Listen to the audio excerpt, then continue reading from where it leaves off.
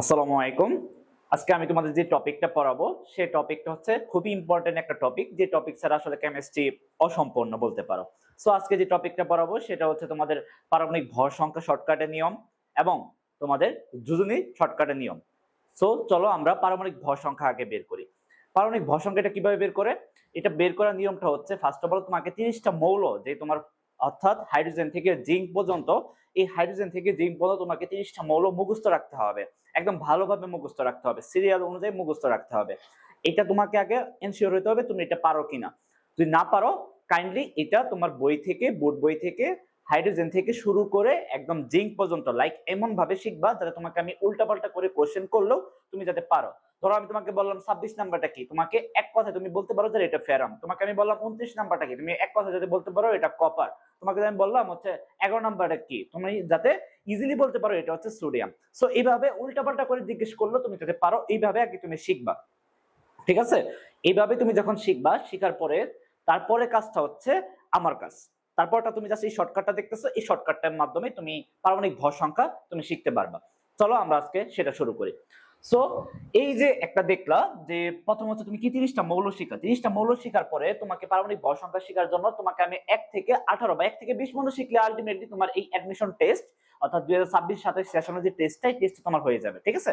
1 থেকে 20, আর 1 থেকে 20 এর বাইরে যেগুলো আসবে পরীক্ষায় ওইটা আলটিমেটলি তোমার কোশ্চেনে দেওয়াই থাকবে। চলো আমরা 1 থেকে 20টা শর্টকাট শিখে নিই।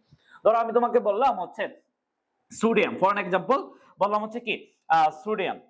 সো এই যে সোডিয়াম বললাম যে কি সোডিয়াম, তো সোডিয়াম মৌল, সোডিয়াম কয় নাম্বার স্যার? সোডিয়াম হচ্ছে 11 নাম্বার মৌল, তাই না?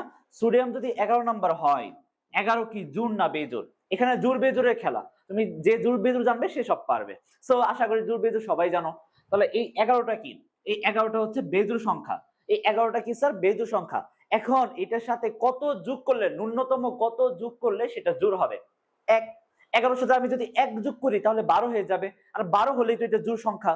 তার মানে 11 সাথে আমি যখন 1 যোগ করে 12 বানাবো, তার মানে 11 11 আর 12 কত? 23।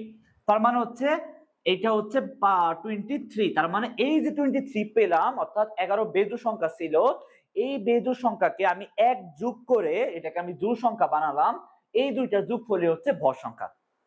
মজার না? দেখো এই যে ভর সংখ্যা, এটা কি পারমাণবিক ভর সংখ্যা। দ্যাট মিন্স এই দ্বারা প্রকাশ করা হয়, ভর সংখ্যাকে এই দ্বারা প্রকাশ করা হয়। আর এই যেটা কি পারমাণবিক সংখ্যা, দ্যাট মিন্স জেড দ্বারা প্রকাশ করা হয়।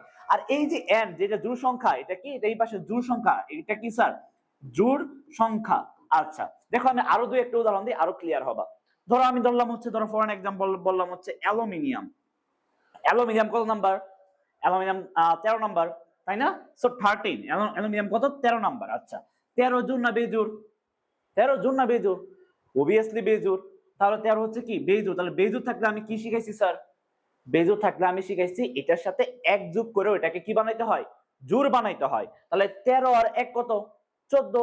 তাহলে 13 আর 1 কত কত স্যার? 14। তার মানে হচ্ছে 13 আর 14 এখন কত? এটা এখন যোগ করবা, এই দুটো যোগ করলে কত হয় স্যার?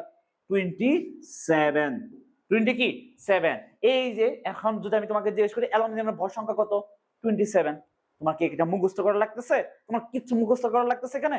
কোনো কিছু কিন্তু মুখস্থ করা লাগতেছে না। জাস্ট কি ওই যে আমি ফার্স্ট টাইমে একটা কথা বলে দিয়েছি, তোমার 1 থেকে 30টা মৌল মুখস্থ রাখতে হবে। এখন তুমি জানোই না যে অ্যালুমিনিয়াম কত নাম্বার, তাহলে তুমি তো পারবা না। তাহলে অ্যালুমিনিয়াম 13 নাম্বার, এটা আছে। এখন আরো দুই একটা উদাহরণ দেই, দেখো। ধরো ফর এন এক্সাম্পল আমি বললাম হচ্ছে ফসফরাস। ফসফরাস কত নাম্বার? 15 নাম্বার। 15 নাম্বার কি? বেজোড়। বেজোড় না জোড়? অবভিয়াসলি বেজোড়। তাহলে 15 হচ্ছে বেজোড়। বেজোড়ের সাথে যখন তুমি 1 যোগ করে এটাকে কি বানাবা? জোড় বানাবা। লাইক তার মানে হচ্ছে কত? 16। তাহলে হচ্ছে 15 আর 16 কত? 31। সো এটা কি? 31। বুঝাতে পারছি? সেম ভাবে তুমি দেখো, আরো উদাহরণ পাবা। তুমি হচ্ছে ধরো ফর এন এক্সাম্পল আমি বললাম ক্লোরিন। ক্লোরিন কত নাম্বার? 17 নাম্বার। 17 জোড় না বেজোড়? অবভিয়াসলি বেজোড়। তাহলে এটা হচ্ছে কি? বেজোড়। 17 17 এটাকে জোড় বানাইতে কত যোগ করতে হয়? 1 যোগ করতে হয়। কত যোগ করতে হয়? 1। তার মানে 17 1 কত? 18। 17 8 কত? 18। এটা কত হলো? 35। এখানে একটু ঝামেলা আছে। ঝামেলাটা হচ্ছে কি, ক্লোরিনের ক্ষেত্রে যখন আমি 17 সাথে ওই যে আমি স্বাভাবিক নিয়মে করব, 17 সাথে 1 যোগ করে জোড় বানাবো, তার মানে 18 হলো।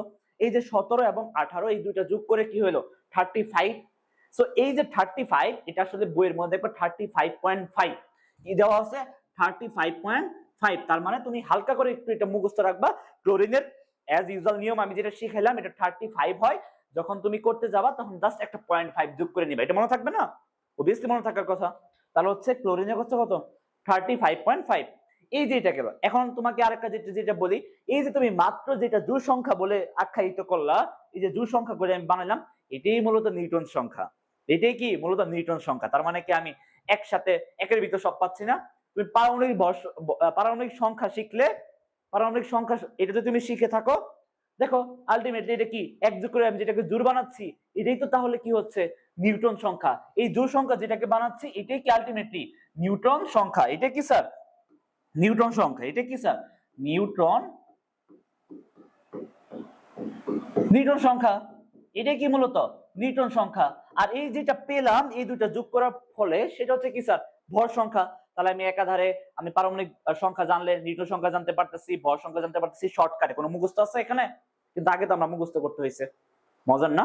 সো এখন তোমাদের মনের মধ্যে আরেকটা কোশ্চেন আসতে পারে, স্যার আপনি তো দেখাইলেন বেজোড় সংখ্যা যেগুলো আছে এইগুলা, এখন স্যার এটা আচ্ছা এটা রুলস কত পর্যন্ত মানবে? 1 থেকে 20 পর্যন্ত মানবে। কিন্তু 1 থেকে 20, ঠিক আছে, 1 থেকে 20 অর্থাৎ হাইড্রোজেন থেকে ক্যালসিয়াম পর্যন্ত, ঠিক আছে, এটা হাইড্রোজেন থেকে ক্যালসিয়াম পর্যন্ত। আচ্ছা এখন স্যার একটা কোশ্চেন আসতে পারে মনের মধ্যে, স্যার আপনি তো স্যার বেজোড় যেগুলো এটাকে এক যোগ করে জোড় বানালেন, যেটা আগে থেকে জোড় ছিল ওইগুলো আমি কি করব স্যার? কোশ্চেন আসতে পারে না? হ্যাঁ আসতে পারে।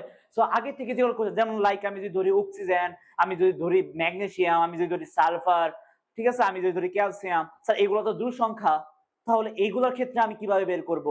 চলো ওইগুলোরও শর্টকাট আছে, ওইগুলোরও কিন্তু শর্টকাট আছে, শর্টকাট ছাড়া কোনো কিছু নাই। দেখো এই যে দেখো আমি সেটা বলতেছি, ধরো একটা বেজোড় সংখ্যা পর্যন্ত গেল, এটা এই পর্যন্ত কি গেল স্যার? বেজোড় সংখ্যা। এই পর্যন্ত হচ্ছে বেজোড় সংখ্যা। চলো আমরা এখন জোড় সংখ্যা দেখো। জোড় সংখ্যা ধরো for N example oxygen. Oxygen কয় নাম্বার স্যার? 8 নাম্বার। অক্সিজেন কয় নাম্বার স্যার? 8 নাম্বার। আচ্ছা এই যে অক্সিজেন সংখ্যা 8, 8 কি স্যার? জোড় সংখ্যা। 8 কি স্যার? জোড় সংখ্যা। তাহলে 8 হচ্ছে জোড় সংখ্যা থাকলো। আমিও তোমাদের শর্টকাট নিয়ম শিখাইছি, বেজোড় থাকলে ওটাকে এক যোগ করে কি বানাইতে হয়? জোড় বানাইতে হয়। তার মানে এটা আগে থেকে জোড় আছে, তাহলে তুমি এটাকে কি বানাবা? এটাকে বানানোর কিছু দরকার নাই, যেটা আছে সেটাই লেখো। তার মানে 8 যোগ 8, 8 যোগ কি 8, তার মানে হচ্ছে 16। এই অক্সিজেনের ভর সংখ্যা কত? 16। এটা আরো মজার, যেটা দু সংখ্যা সেটা তো আমার আর কোনো এনার্জিও খরচ হচ্ছে না, এনার্জি খরচ হচ্ছে যা আছে তাই। যেমন ধরো আমি যদি বলি হচ্ছে ধরো ফর एग्जांपल নিয়ন। নিয়ন কয় নাম্বার? 10 নাম্বার। নিয়ন কয় নাম্বার? 10 নাম্বার। 10 কি জোড় না বেজোড়? জোড় সংখ্যা। তাহলে জোড় সংখ্যা হলে 10 আর 10 যোগ করলে কত হয়? 20। এই যে ভর সংখ্যা। তারপর আমি যদি বলি ম্যাগনেসিয়াম, ম্যাগনেসিয়াম কত? 12 নাম্বার। এই 12 জোড় না বেজোড়? জোড় সংখ্যা। 12 কি স্যার? জোড় সংখ্যা। তাহলে জোড় 12 সাথে কি আমি বলছি যেটা জোড় সংখ্যা থাকবে সেটা জোড় সংখ্যায় রাখবা। তাহলে 12 সাথে 12 যোগ করলে কত হয়? 24। তাহলে হচ্ছে ম্যাগনেসিয়ামের ভর কত? 24। লাইক সেম ভাবে এট দ্য টাইম যদি আমি চিন্তা করি সেটা হচ্ছে ধরো সালফার। সালফার হচ্ছে কত? 16 নাম্বার। তাহলে 16 জোড় না বেজোড়? 16 জোড় না বেজোড়? এটা তো অবভিয়াসলি জোড় সংখ্যা স্যার। তার মানে 16 সাথে যখন আমি 16 যোগ করব তখন আমি কি পাইতেছি স্যার? 32। আমি কি পাইতেছি স্যার? 32। দেখো এই যে যেগুলো আগে লিখছিলাম সেগুলো হচ্ছে কি পারমাণবিক সংখ্যা, দ্যাট মিন্স জেড। পরে যেটা লিখলাম এটা জোড় সংখ্যা, যেটা ছিল যেটা বেজোড় ছিল এটাকে এক যোগ করে জোড় বানাইছিলাম, এবং সেই সাথে আমি যেটা জোড় ছিল সেটা জোড়ই রাখছি। তার মানে এইটা হচ্ছে যেমন এইটা একটা নিয়ম, এটার সাথে কি এটাকে আমি বলতে পারি নিউটন সংখ্যা। কারণ আমরা ভর সংখ্যা সমান সমান আমরা কি জানি? প্রোটন সংখ্যা প্লাস নিউটন সংখ্যা, অথবা পারমাণবিক সংখ্যা প্লাস নিউটন সংখ্যা। যেটা প্রোটন সংখ্যা সেটাই পারমাণবিক সংখ্যা। তার মানে হচ্ছে এই যে এটা পাইলাম এটা হচ্ছে কি নিউটন সংখ্যা। তাহলে শিখলাম এই দুইটা যোগফল যেটা নতুন পাইলাম সেটা হচ্ছে কি ভর সংখ্যা। মজা না? এর থেকে মজার কিছু হইতে পারে? এখন তো স্যার সব জায়গায় তো কিছু একটা ব্যতিক্রম থাকে, এখানেও তো ব্যতিক্রম আছে। এখানে দুই একটা মৌলের মধ্যে ব্যতিক্রম আছে। লাইক কোনটা কোনটার মধ্যে ব্যতিক্রম? হাইড্রোজেনের মধ্যে ব্যতিক্রম। যেমন হাইড্রোজেনের মধ্যে কি আমি যে ব্যতিক্রম গুলো আছে এটা সব 1 থেকে 20 পর্যন্ত যাবে। এর মধ্যে 3টা মৌলের ব্যতিক্রম আছে, 3টা মৌল আমি আলাদা করে দেখাচ্ছি তোমাকে। তাহলে কি এটা এই নিয়ম পর্যন্ত যাবে। এখন ব্যতিক্রম গুলো তোমাকে দেখাই। ব্যতিক্রম গুলা কি স্যার? ব্যতিক্রম গুলা কি এইটা তোমাদের একটু দেখাই। সেটা হচ্ছে ব্যতিক্রম যখন আমি দেখাচ্ছি, দেখো আমি যদি বলি হাইড্রোজেন কি স্যার? হাইড্রোজেন। হাইড্রোজেন কত? 1।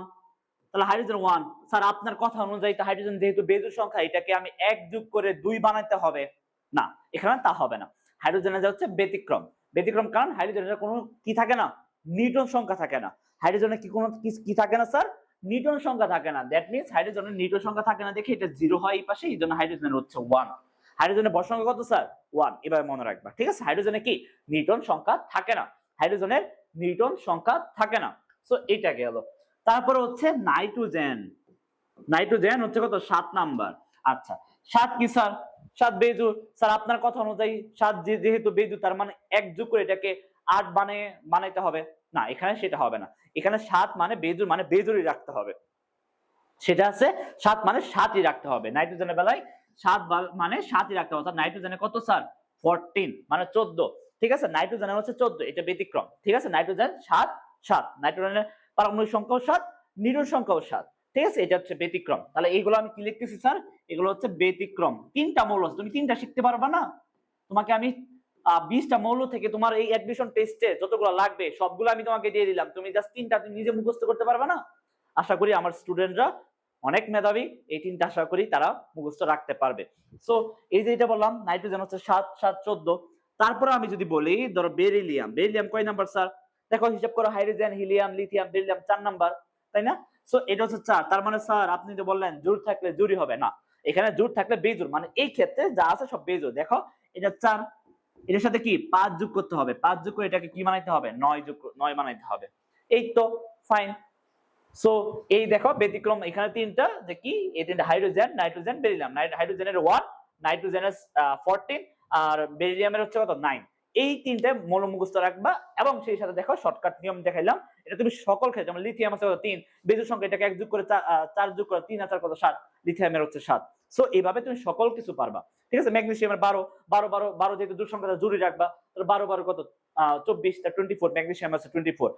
যেমন সোডিয়ামের বলছিলাম কত 11 বেজোড় সংখ্যা, এটাকে 1 যোগ করে কি বানাবা? জোড় সংখ্যা, তার মানে হচ্ছে 11 আর 12 কত 23। সো এই যে এইভাবে পারমাণবিক ভর সংখ্যা তুমি শর্টকাটে পারতেছো। সো ওই যে বলতেছিলাম যে আমি আজকে ক্লাসে হচ্ছে কি তোমাদের পারমাণবিক ভর সংখ্যা এবং যোজনী শিখাবো।